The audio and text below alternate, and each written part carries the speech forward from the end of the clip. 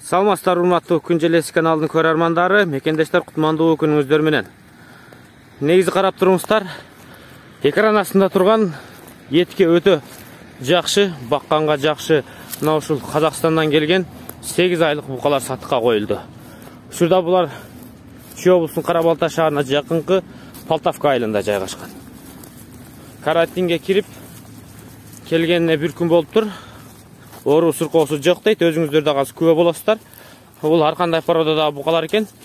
Негизинен баары мондай жоон эттүү букалар. Мындай этке бакканда томолок болуп толо турган букалар экен да.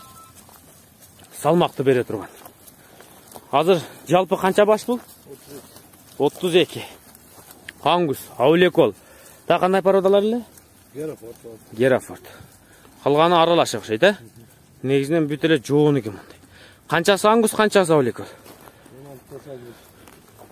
16тасы ангус. 7-өсү Аулекол. Сөз жок. Мына олар Аулекол мына. Ак, сары мына. Жүрөт могу жерлерде. Мына ангустан.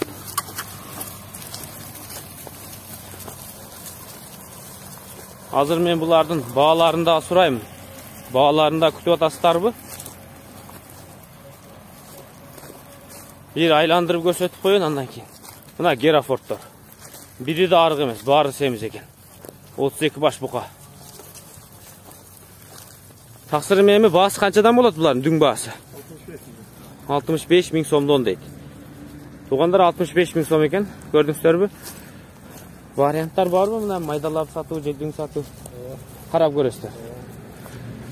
Карап көрөбүз дейт. Мына ангустарды караңыздар.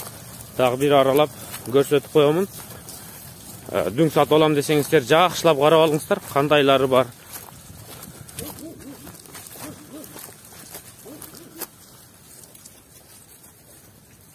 Ого, букалар. Сөз жок. 32 баш. Казакстандан келген букалар. Мына ангустар.